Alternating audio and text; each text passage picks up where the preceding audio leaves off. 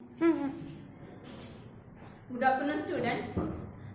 Welcome back to our online classes of science subject. In the previous class, what we learned? We learned digestive system and digestion process. What happen when we are eat a food, and then what is the track of the digestive system? Where is the travel when we are eat food. Next है, today I am telling you something a basic information about the digestive system. आज मैं आपको digestive system के बारे में जो basic है, उसकी बेसिक फैक्ट है जो मैं आपको आज इस क्लास में बताने वाली हूँ. You know that the digestive system, there is a two main function. First, the food is converted into a energy that we need, that we are all need. मतलब फर्स्ट डाइजेशन का काम है कि खाया हुआ खाना वो एनर्जी में कन्वर्ट करता है. And next second function is to convert the food into unwanted food to throw out the body. Unwanted food तो क्या करता है, वो बॉडी के बाहर भेजता है. मतलब डाइजेस्टिव सिस्टम के दो फंक्शन है. सो पहला है कि वो अपने को एनर्जी देता है फूड खाने के बाद, जो भी whatever you are eating. So वो फूड खाने के बाद एनर्जी देता है. न्यूट्रिएंट्स आप सबको मतलब जो भी खाते हैं उससे मिलते हैं. उसके बाद उसका दूसरा काम है कि जो आपके बॉडी में जो वेस्ट मटेरियल है वो आपके बॉडी से थ्रू आउट करता है, मतलब एनस से बाहर निकालता है. मतलब जो भी आप लैट्रिन जाते हो वही है डाइजेशन की वेस्ट को बाहर निकालना. स्टूल, उसको बोलते हैं स्टूल को बाहर निकालना. सो नेक्स्ट है basic. I am telling you something basic digestive system information. In a general food takes 24 to 72 hours to move through your digestive tract. मतलब कि फूड ये हमारे पूरे ऑल ओवर डाइजेशन प्रोसेस करने के लिए 24 मतलब एक दिन या 72 आवर्स देता है इन जनरल में. ओके. नेक्स्ट है the exact time depend on the amount and type of food you have eaten. मतलब कि एग्जैक्ट टाइम, ये भी ऐसा नहीं कि एग्जैक्ट टाइम नहीं जनरल बोला है, but exact time depends on the amount and type of food you have eaten. इसका मतलब है कि जो डाइजेशन की प्रोसेस है ये आप क्या खाते हो और कितना खाते हो, कितने अमाउंट पे खाते हो, on the amount and type of you have food eaten. आप कितना खाते हो, कौन से टाइप का खाना खाते हो. तो कोई लिक्विड फॉर्म में रहता है, वेजिटेबल्स रहते हैं, फ्रूट्स रहते हैं, ग्रेन्स रहते हैं. सो ये डाइजेशन की प्रोसेस जो है वो अलग अलग मतलब टाइम लेता है. टेक अ टाइम और different time and they depend on type of food and amount of food. इसमें एक आप थोड़ा ध्यान में रखिए कि इन नाइट टाइम में आप हमेशा थोड़ा सा लाइट मिल लीजिए.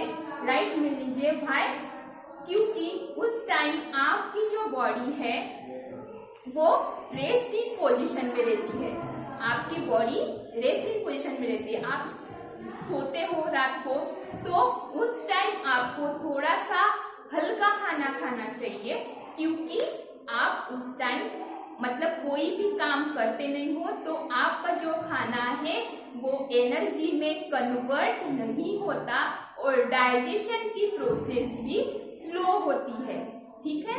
तो ये कुछ फैक्ट है कि आपको खाना मतलब दिन में थोड़ा खाना खाए तो भी चलता है, बट रात में थोड़ा लाइटर लेना चाहिए, क्योंकि वो डाइजेशन के लिए अच्छा होता है। So here is a time to digest food. Is a different क्या है ये फूड है, डिफरेंट फूड है। Then how take a time the digesting food. So ये कुछ ये चार्ट फॉर्मेशन किया है कि कौन सा खाना कितना वक्त लेता है अपना खाना पचाने के लिए। ओके, सो मैंने आपको बताया था कल भी कि डाइजेस्टिव जूस का काम क्या होता है।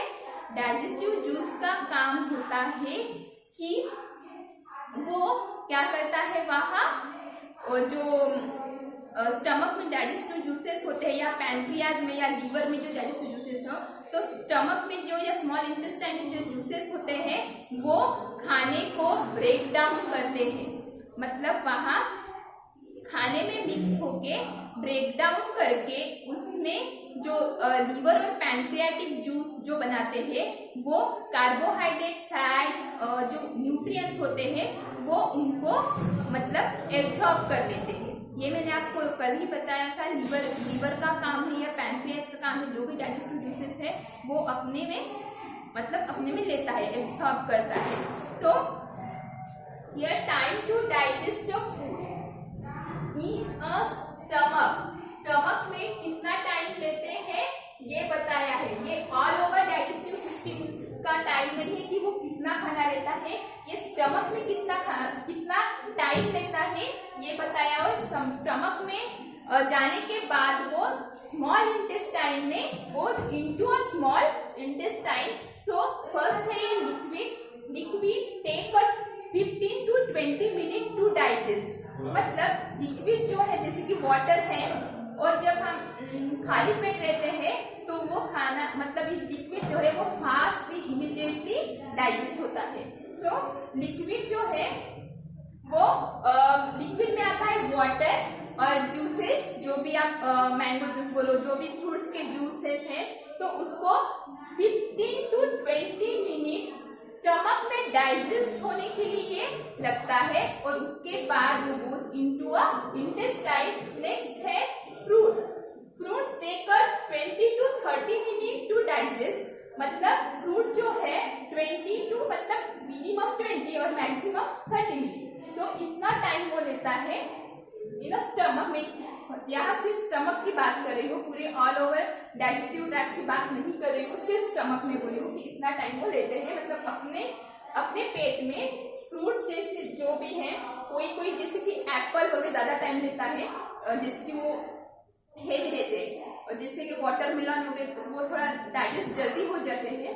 तो ये भी यहाँ फ्रूट में भी अलग अलग जो फूड है वो फ्रूट अलग अलग टाइम लेते हैं। ऐसा नहीं कि सारे फ्रूट एक ही टाइम में या इस टाइम में, ये मिनिमम और मैक्सिमम मैंने बताए हैं। ठीक है, उसके बाद है वेजिटेबल्स। यहाँ भी वेजिटेबल्स अलग अलग डिफरेंट टाइम के वेजिटेबल्स होते हैं, तो वो भी अलग अलग टाइम लेते हैं। तो मिनिमम में 30 मिनट पचाने में लगता है और मैक्सिमम में 50 मिनट लगते हैं। तो ये है वेजिटेबल्स का मतलब। कोई जो वेजिटेबल्स होते हैं वो फास्ट डाइजेस्ट होते हैं और कोई स्लो होते हैं, मतलब 15 मिनट तक वो रहते हैं अपने पेट में। नेक्स्ट है ग्रेन्स जो है मतलब ग्रेन्स आपको पता है क्या है ग्रेन्स।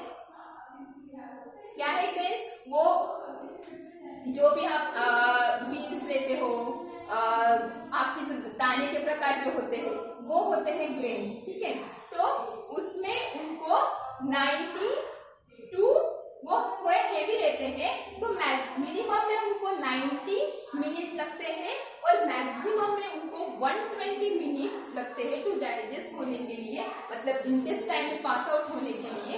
उसके बाद में फिश एंड मिल्क। इतना ध्यान रखो, जैसे कि चिकन होता है, मीट होता है, वो आपको डाइजेस्ट होने के लिए ज्यादा टाइम लेता है और वो पूरे डाइजेस्टिव सिस्टम मतलब कंप्लीट पचने के लिए वो तो 2 डेज लेता है। मतलब आपका खाना 2 डेज तक, मतलब जो भी फिश या मीट है वो 2 डेज तक आपके पेट में रहते हैं। तो वो कम से कम 90 मिनट और 5 आवर्स तक आपके पेट में रहते हैं।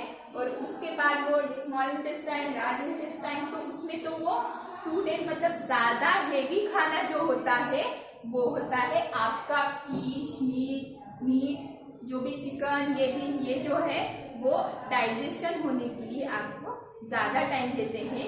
जो भी मैंने आपको लीवर बताया था, लीवर में ज्यादातर केमिकल एक्शन होते हैं। केमिकल एक्शन से वो जो जूसेस बनाता है वो कुछ फैट लेता है और उससे फिर अपने में लेके वो मेटाबोलाइज करता है। पैनक्रियाटिक जूस भी होते हैं, जो भी कार्बोहाइड्रेट, विटामिन, ये भी वो मतलब जो डाइजेशन का काम जो है, मतलब अलग अलग खाने में अलग अलग ब्रेकडाउन करने का काम डाइजेशन की प्रोसेस में होता है। कुछ बनते हैं एनर्जी, जो आपको सबको जरूरत है, वो ब्लड जो होता है वो ब्लड अपने थ्रू अपने सारे बॉडी सेल्स को जो भी हमने न्यूट्रिएंट लिए वो पहुंचा देता है। और जो भी बिना काम का वेस्ट मटेरियल है, जो भी अनडाइजेस्टेड फूड है, वो अनडाइजेस्टेड जो फूड है वो बाहर पास आउट थ्रू होता है। तो ये है पूरी हमारी डाइजेशन की प्रोसेस, डाइजेस्टिव सिस्टम।